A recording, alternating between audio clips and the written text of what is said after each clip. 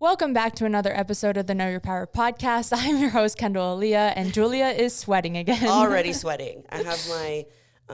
it might be the coffee. It is the coffee, and I'm still going to drink it. 7-Eleven coffee goes hard. Mm-hmm. Stripes, have you ever been to a Stripes? Mm-hmm. They don't have a lot here. Their coffee was like the only coffee I would drink growing up. Yeah? It's so good. I literally was like, Zach, before the podcast, I'm going to go and get some coffee from 7-Eleven. Do you want some? You have a hair on your nose. I feel it. I literally feel it. Can I get it? Okay, it's like a little dog hair. You should be good. Vision. When I wear this lip oil, everything sticks to it. Mm-hmm. Same with the one I'm wearing right now. So annoying. But it looks pretty. And then I'm like trying to get hair out of my mouth, especially at the gym. Mm-hmm. Like yesterday, I was doing RDLs, and I've just been doing this thing where like I'll have my headphones, and I use my headphones as like a headband, and I just Do you have like over the ear headphones? Oh, I didn't know that. Like this. I've never worn like this style to the gym. I was using the Kim K Beats that were like a neutral color because I just honestly bought them for the color. And I really like Beats headphones. They fall out of my ear every 5 seconds, especially with how much I sweat. I don't know. I guess I'm sweating through my ears or something. But like I'll sweat and it'll come down like here. They kept falling out. And I was like, this is so annoying. So I got those.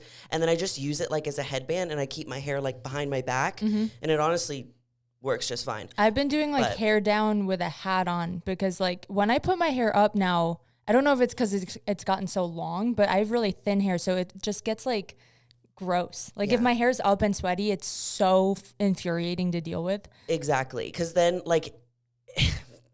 right now mine looks like trash because I slept with it like in like a crazy bun, and then you know like all the crimps that you get from like all the different buns me, like, every night that you wear, and I was like I'm gonna put it in a braid and I'm gonna wear a hat and I'm gonna wear it backwards because cute. I'm like a gangsta. You look adorable. So gangsta. I'm so gangsta. Today's episode is on how to work out to lose weight. How to be gangsta. How to be gangsta in the gym to get shredded. Before we go into the actual topic, I should have probably said this last episode since it was our first one of the Getting Shredded series, but there's multiple ways to lose weight. Everyone's body is different also. For sure. Most importantly, there's two main differences. There is the super fast, unhealthy amount of weight loss. That's when you're losing like several pounds in a week. You might be doing some illegal things. You might be doing some really unhealthy things. That's going to not set you up for success. That's going to ruin your metabolism, mess with your hormones, lead to like a lot of issues on the road. So that's like not the goal here. We're not telling you like how to get abs in 2 days. Like that's unrealistic and unhealthy. The other side of that is like slow, sustainable weight loss, which like that's why I think we usually take longer time to prep. At least I do. Like I see girls that will do like a 12-week prep. All the praise to them. I need at least like 18 to 20 weeks. Yeah, I mean, I literally also, if you guys follow my YouTube channel, I made a YouTube video about this topic exactly because we were going to be talking about it on the podcast, and I wanted to make like a video version of it for you guys. But I go into tips on there that I haven't actually gone over on this podcast yet. And one of them was this exactly. And it was like the most important one was to take your time when you're losing weight because, like you said, there's so many like get rich quick schemes as far as weight loss goes everywhere. And look, I've done them. You've done them. All done them. We've all done them. And what I realized is that the quicker that you lose weight, the harder it is to keep it off. So if you just do whatever it takes to lose weight, you're doing insane amounts of cardio, maybe you're doing a crap ton of fat burners, or you're just plain like starving yourself and fasting, then you will lose a significant amount because your body is in starvation and you're not actually having that physical weight of the food being in your body. Yeah. And you might lose weight and you might end up harming yourself in the long run. Yeah. So that's why, like Kendall said, we take months to prep for a bodybuilding show because it can get to that extreme level that doing it in like 12 weeks can be really harsh on your body versus if you take 4 or 5 months to slowly cut down so that you can do it in the most healthy, sustainable way so that your rebound isn't terrible. Yeah. Mental health wise too, like when you get shredded quick and then rebound, like that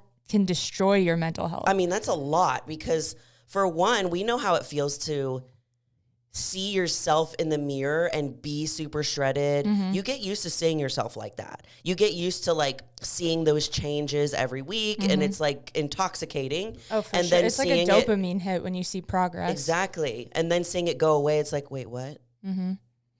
I need to keep this.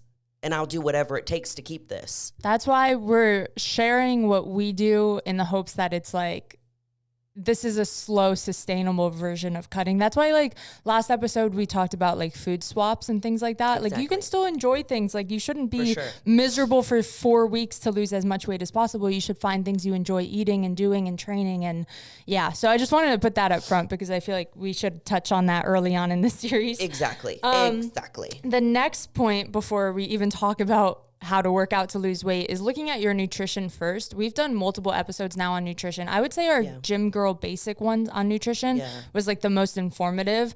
I would go watch that either before or after this episode. Same with the one we put out last week on food swaps. Just like educate yourself on nutrition first, because like we keep reiterating, to lose weight, you need to be in a caloric deficit. And like half of that, if not more than half of that, is what you eat, not just how you train. And a lot of sorry, our dogs are making an entrance in the podcast. But I get a lot of DMs about people saying, I've been trying to lose weight forever, blah, blah, blah, blah. It's not working. And the first thing I ask them is, well, how much are you eating and what are you eating? And they don't know. Well, that's why you're not losing weight. Because think about it. Like, if you need to be in a caloric deficit, which means you have to intake a certain amount of calories so that you are in a caloric deficit, which causes you to lose weight. If you don't know the actual number of how many calories you're eating, humans grossly mistrack the amount of calories that they're eating. For one, because they're just not knowledgeable and they don't know how to read a nutrition label. They don't know added extra sauces and oils. Especially if you're eating out or like ordering food. Yes. All the variables change. Exactly. And like some restaurants have the calories on the menu, which can be really great. And then there's also that second part of people like me who have struggled with, like, trigger warning real quick, because we're going to talk about eating disorders. So I'm going to pause for a second just in case you want to squeak forward. Skip ahead. But when I was struggling with my binge eating disorder, I knew that tracking my food tracking it daily was a little triggering for me. So I am very aware and empathetic to the people that are like that as well. So one thing that I do for those kinds of clients, I will have them track what they want their meal plan to be on MyFitnessPal for the week.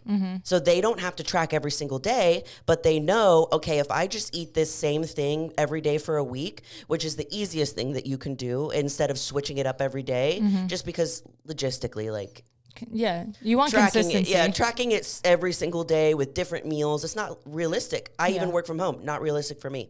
And then doing that and taking that meal plan and eating that every single day for the week so that you know you're on track, but it takes away that trigger feeling of like, I have to track all of this. At least you're only doing it one time.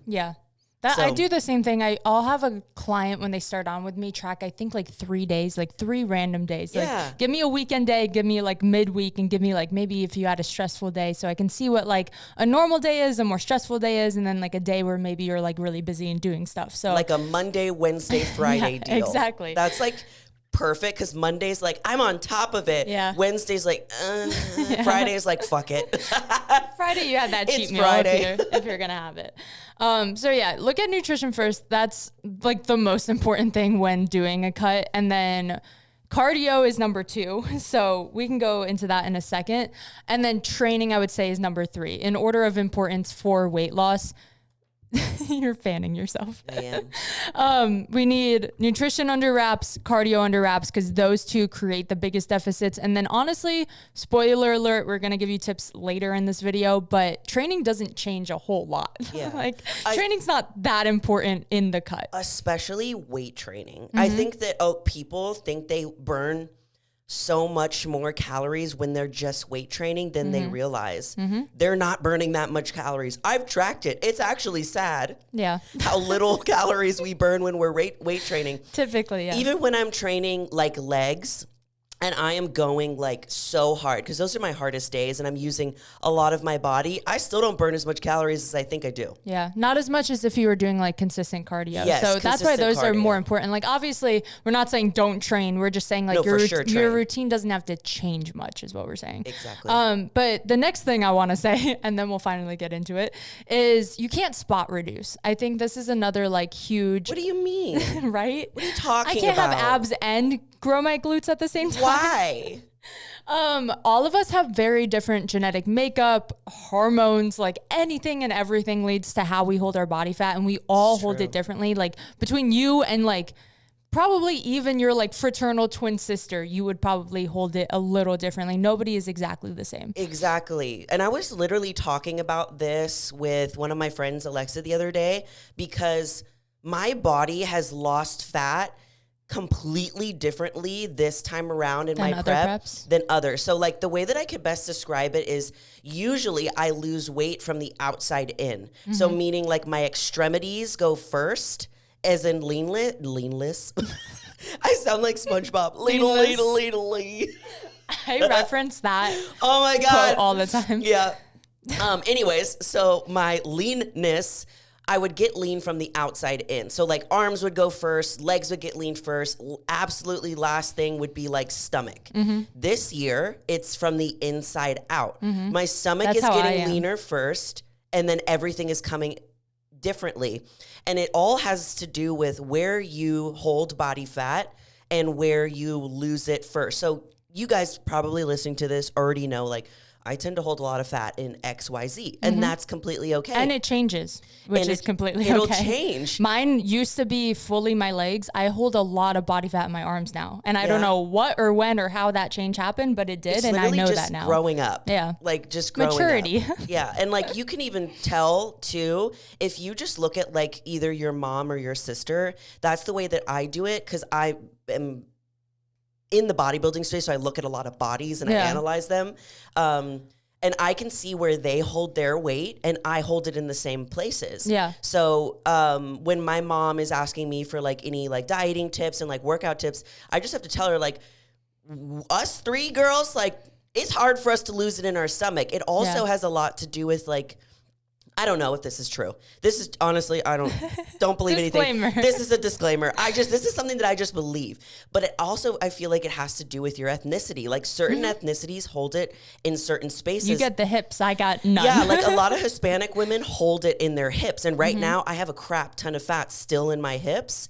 I love it. Must be nice. It looks awesome. But with bodybuilding, it's like eventually that has to go away. Yeah. So just know that the place that you hold the most fat is probably going to be the last place to go. Mm-hmm. And you can't, like you said, spot reduce and choose to have it go away. You can't do more ab workouts so that your stomach gets leaner first. Yeah.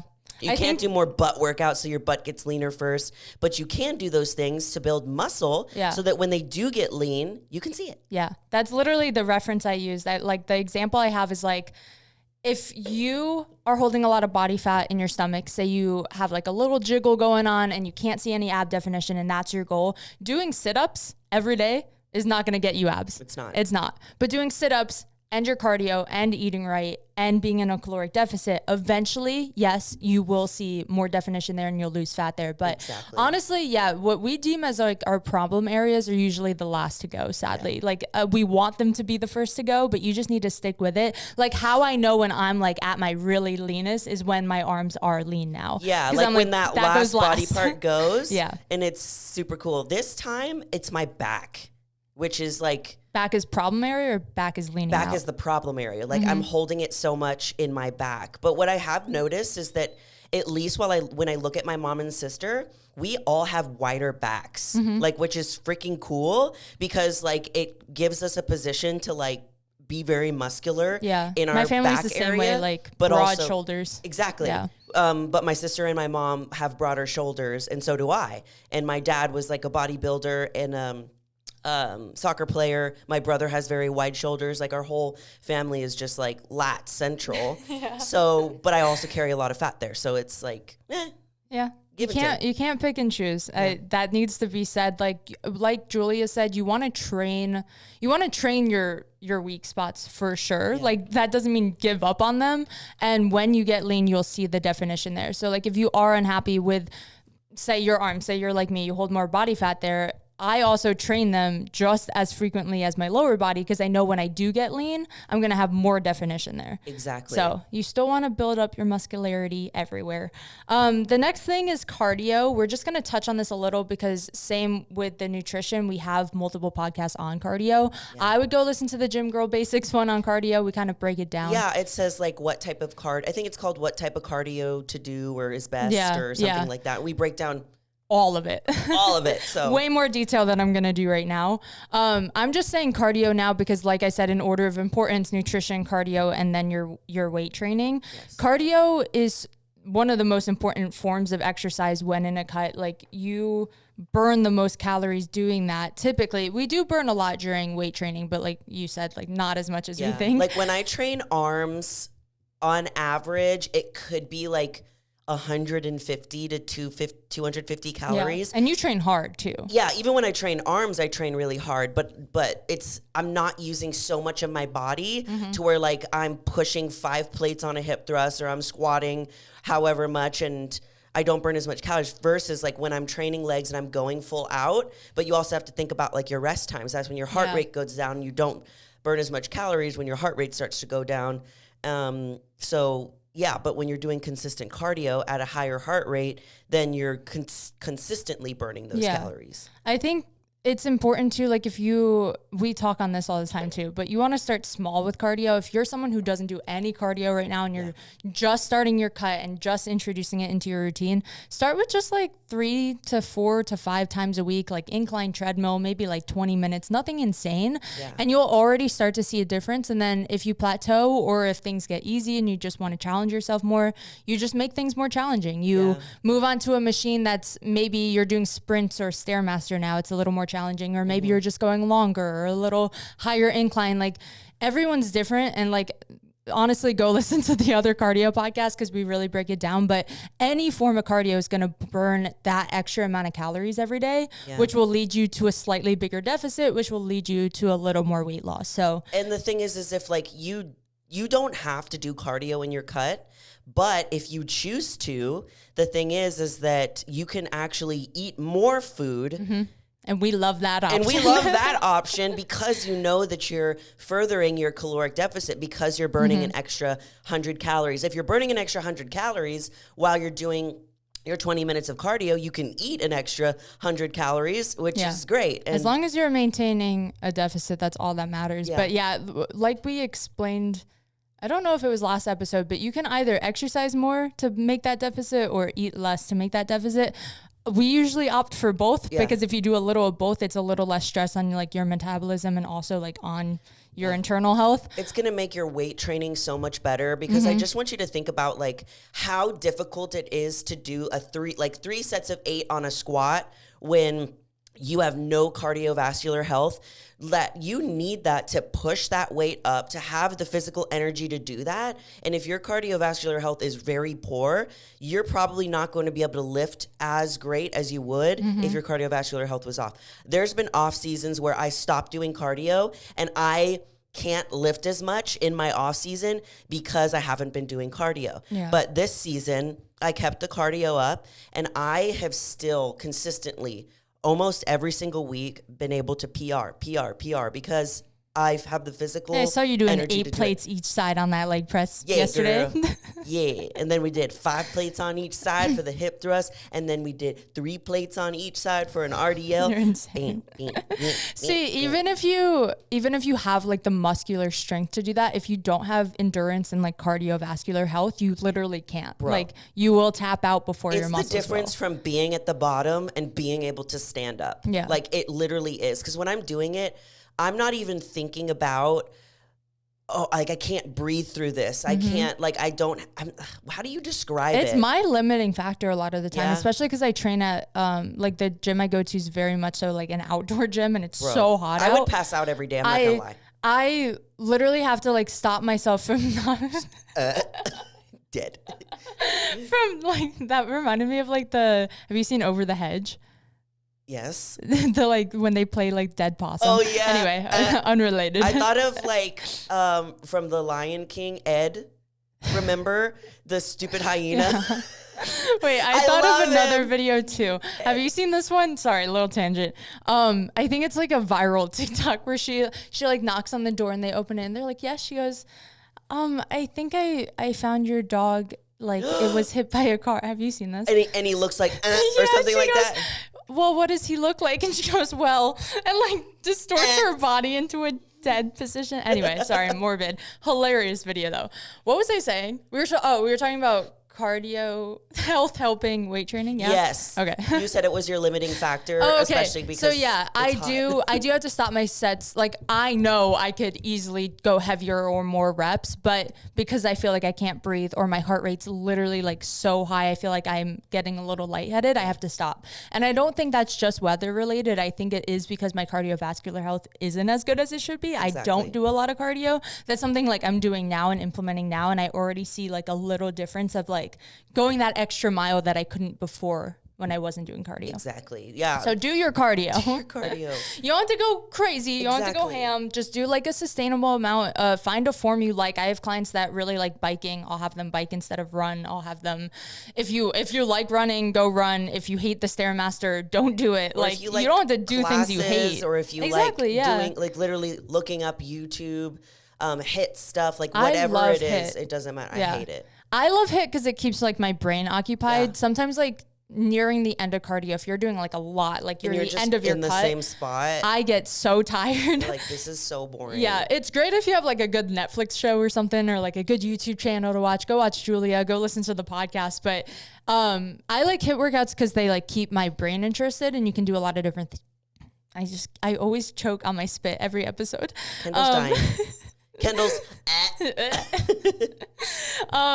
so yeah, basically like jump rope, jumping jacks, burpees, squat jumps. Those are all great. Those are also tips I have like in a second I'm going to share with you. But also little quick, not really a tangent, but along the aspect of you saying that you don't have to like start an excessive amount. I just want you guys to think about this. Like pretend you're not doing any cardio or whatever. You might be listening to this and you're not doing any cardio, but think about what would happen if you added 20 minutes 5 times a week? Mm-hmm. So say just on average or whatever, in about 20 minutes of doing cardio. Okay, so on average, on 20 minutes of doing cardio, I burn about 100 calories. Mm-hmm. If I'm keeping my heart rate at 135, I burn about 100 calories for 20 minutes. Mm-hmm. So that is 500 calories extra that you are burning per week.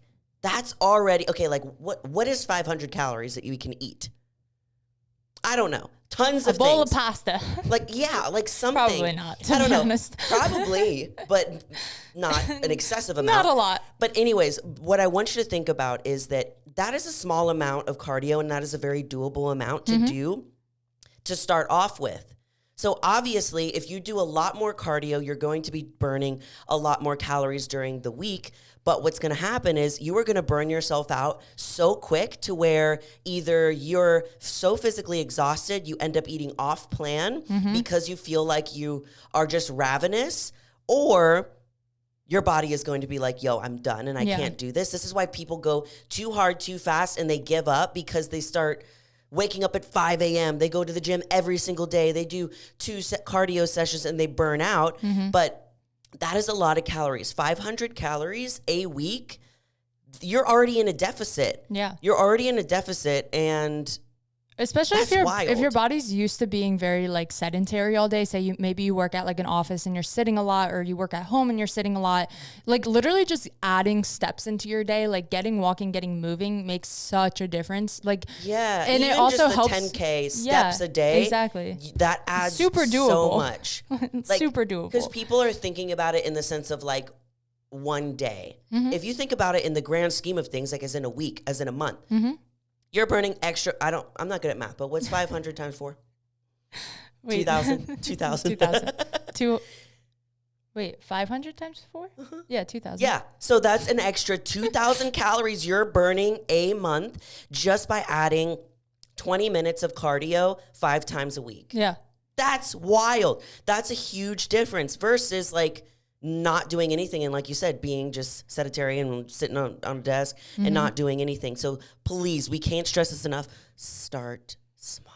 Start small. Also, like hitting plateaus, even if it's not like you mentally giving up or like physically you're exhausted, like our bodies really do plateau when we stay at a certain amount. So you rather start small and have like room to grow into cardio than like start with an hour of running every day. And then your body's like, well, we have to do even more to see progress. Yeah. now. Like for example, when I started this prep, I started with 25 minutes of steady state cardio with my target heart rate of 135 beats per minute. Now I am almost 5 months in and I'm at 50 minutes, which is 50. And I'm burning like 300 calories during that. That's usually like on average how much. It's still 135 beats per minute. But I didn't start at 50 minutes because where can you go from there? Same thing with diet. If you're starting your cut at 1,000 calories, where are you going to go from there? You can only go down from there. And that goes into like the unhealthy territory again. Yeah, 1,000's already unhealthy. Don't want to do. So if you start at super unhealthy, you're just going to get to a dangerous level of calories. Start slow on everything, on all the above. And then go up from there. Yes. Go up from there. Yeah, you want to have room for progress. We're going to go into like some training tips now. And then if you want to add any that you feel like you change when you switch from like off season prep, you can intervene. These are just some general things like to burn a little extra calories. Like I said before, you don't want to change like your whole entire training style. Like we're obviously bodybuilders. That's what we preach to. That's what we're like used to doing. So that's all we know how to talk about.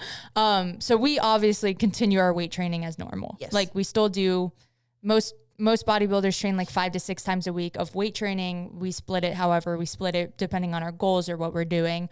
But we don't stop that. Like that's not something we take out to substitute like more cardio in. Cardio is just added on top of that. So first and foremost, don't change your whole routine. Unless this is a whole new endeavor for you and you want to try it, then start weight training, go for it. Or like if you want to try classes or something like that, like add that in if you want, but you don't have to do anything different on that front.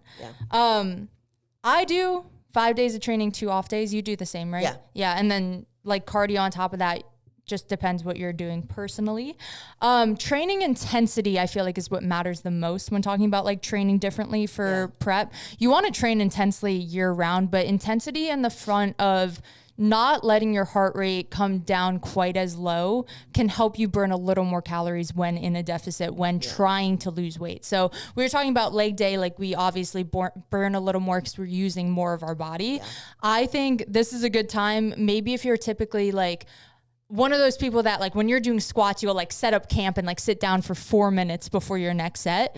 Maybe in prep, obviously your strength is going to be going down anyway. Still prioritize it, still try to go heavy, but take a little shorter rest. Like try to get in there faster, do sets a little more back to back to keep your heart rate up. A great way to do that is circuit training and supersets. I superset everything all the time. I don't know about you. I superset a lot of things, like certain things, but I try not to superset my compound movements. I'm the same way. Those are the ones where I don't sit because I just can't let my brain sit.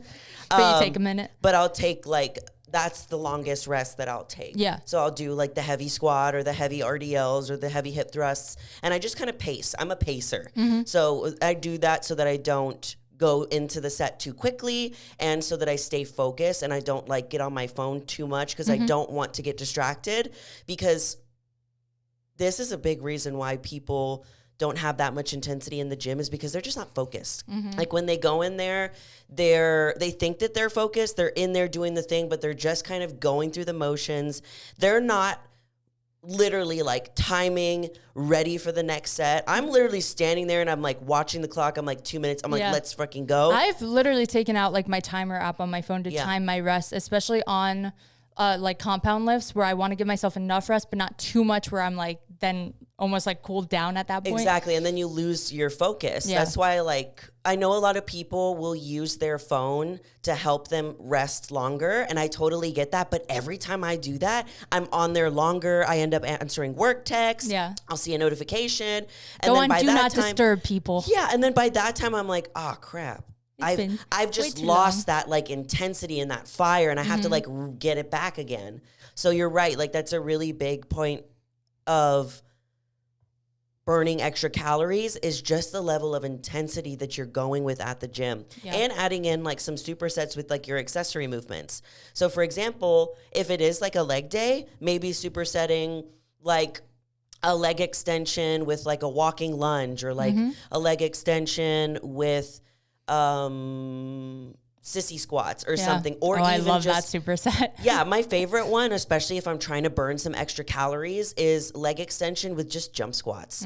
Body weight jump squats. It freaking hurts. You're also fatiguing the muscle. They're really good for like actual strength training too. It's awesome. So just adding in those extra things. And if you don't want to add in like a superset that actually has like physical weight to it, because I know sometimes when you do a superset of like leg extensions and like weighted sissy squats, you can't go as hard on both of them. It's kind of like one of them has to give. Then switching one of them for just a body weight movement to where you're just doing jump squats, or you're doing body weight walking lunges, so that your heart rate still is up, but you're not losing the potential like PR of that other exercise. Those are things that I really like to do. You'll definitely notice if you superset your accessory work, your heart rate's going to be a lot higher, and when you maintain that is how you burn more calories. Exactly. So just to share, because we're going to do like a full like bodybuilding or like fitness word thing, but for those who don't know what a superset is, it's basically just doing 2 exercises back to back before taking your break. So like when we do our compounds, this is how I usually make my workouts, and I feel like you're the same way. I do my compounds first, my like heavier compound movements. Compounds are when you're using more than one muscle. So like squat, deadlift, hip thrust, those are good like lower body compound movements, because you're using a lot of different muscles. And then we go into like accessory work, and that's when maybe my reps will be higher, my weight isn't quite as high because I'm focused more on just like that's like fatiguing. Cables, dumbbells, like some machines, things like that. But I feel like a lot of compound movements are like barbell stuff. You know what I mean? That's very true. Or like really heavy dumbbell or like really heavy machine, but typically barbell. They're just like the more energy expending exercises, so I like to do them first to get them out of the way. Same, because if I wait for the very end to do them, I'm not going to have energy to do it. It's also just better for like actual muscle activity to do those first. But so superset, so for those compound exercises, we do that exercise, we rest. We do that exercise, we rest. Versus a superset, maybe like what you said, leg extension and squat jumps. You do the leg extensions, you go right into squat jumps, and then you rest, and then you restart. So circuit training is basically the same thing, except with like more exercises. So if you want to do like kind of like a HIIT workout, like high intensity interval training, and do like 4 exercises and then rest, it's basically all the same thing. It's just different versions of supersets. So those are that's like my biggest thing. Like that's what most of my clients are like in a cutting season right now, and I'm pretty sure all of them have at least 1 or 2 supersets in every workout. Like it's just an easy way to like add I love a little some extra supersets, especially if you're like me and you're like, don't really like resting. I don't like resting to a fault. But I'm working on it, and by doing that, it's helped me lift a lot more, but also still keep that level of intensity. I know like what changes for me versus the off season when I'm building and the on season when I'm cutting. Off season typically looks like I'm still training 5 times a week. Maybe I can take longer rest periods because I'm lifting even heavier. And the purpose of that is to build muscle. That is my goal. It's a strength goal in the off season. I'm not doing as much cardio. Maybe it's 20 minutes, 5 times a week. I'm eating more calories, so I have the energy to lift heavier.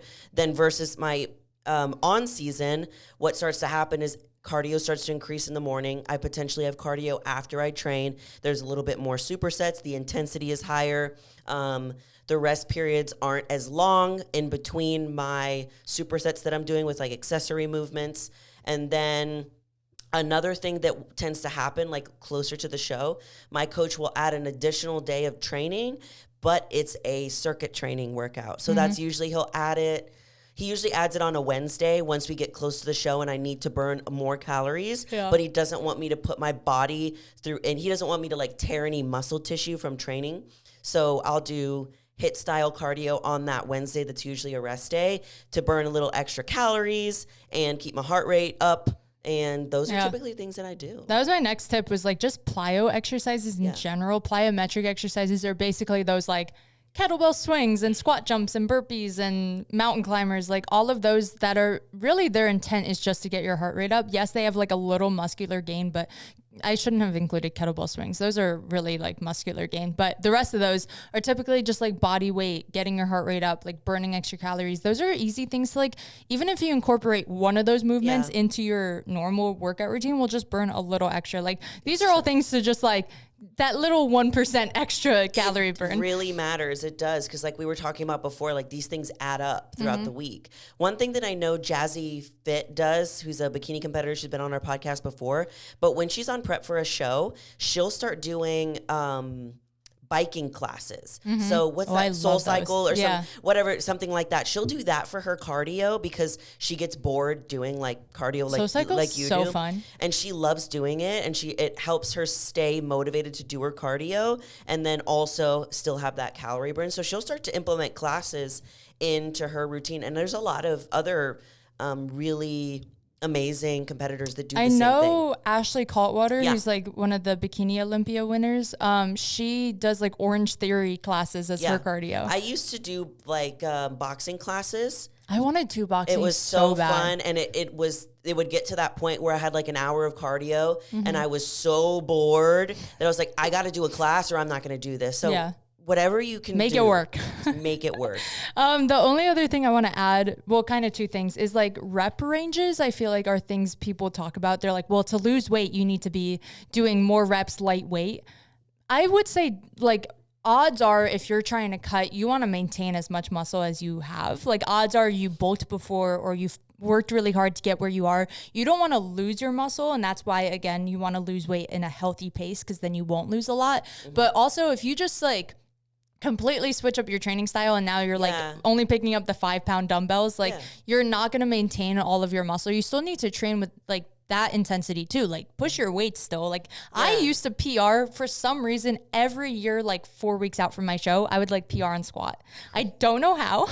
Is that when you got more calories? Maybe it was like a test run peak week. Like I know a lot of coaches do that. But yeah, something about it. Like my strength would somehow go up near the end of my prep. I don't know if it was adrenaline or like actual strength or believing in myself. I don't know what it was. But don't stop that intensity. Don't not push yourself as far as like training heavy. That's still super important. And yes, I typically would say like near the end of your prep or end of your cut, when you are a little more tired from doing a lot of cardio, not eating a lot, your weight is probably going to go down, like strength-wise. But still push yourself in that front. Still hit, like, I usually stay year-round around, like, 10 reps. Like, sometimes I'm a little less, especially on compounds. I don't really count that. Like, I'll definitely do low sets. But usually in prep, I'll keep it, like, 10 to 12. That's, like, average for me. I don't push it to, like, 25 reps on something unless I feel like I need to. And I don't go too far into, like trying to PR territory. So I think just keeping like pretty mid-range rep ranges year round is what works for me. Everyone's a little different though. Look at what you currently do. Again, don't change it too much. Yeah, like try to hold on to your strength as much as you possibly can. Don't just ditch it before you have to, because if you're dieting to the point of like competing or like you're really trying to change your physique, I feel like this is typically when this happens. You are inevitably going to lose some strength. And as long as you can keep it as long as you can, like the way that I like to think about it is like in my off season, I'm building up my strength to a certain point. Then I start to go in a cutting phase and my calories are a little bit lower. And I'm trying to hold and potentially build off of that the most that I can. And honestly, I'll have some weeks where I do 4 plates on a hip thrust, and then, which was last week, and then I have this week where I've done 5 plates, and then the week previous it was 5 and 4 and 5. Like it just depends. It fluctuates. Depends how much a little you eat bit that day too. Yeah, like sleep, stress, so many different things. Like what time you're training, if you're used to face training, on the mic. if you're used to training at that time. But yeah. Try and hold on to it for as long as you can. Don't just ditch it, because when you get lean, the whole point is to try to hold on to as much muscle mass as you can while changing your physique at the same time. Yes. You'll be a lot happier with your progress and with like the outcome of your like cutting phase, because I've seen a lot of lifestyle people like go into a cut and really just switch to being like cardio bunnies. Like all you do is cardio and like barely eat. And yes, you will lose weight, but you're not going to be really happy with like the shape. You're going to also lose muscle mass. Exactly. Though, bro. Exactly. You're going to look probably the same, just smaller instead of defined. To get that like defined actual like cut look, you need to still train with strength in mind. Big facts. Big facts. Big That's facts. all I have as far as like tips for training. Again, like nutrition and cardio are so important. Go listen to those other episodes too. We can probably link them in the description. That might help. Okay. That way you don't have to go searching. Yeah, we'll do that for you. Anyway, we love you all so much, and you are more powerful than you think. Bye. Bye. There's like a question mark at the end of that. Well, I looked at you to see if I said it right. You're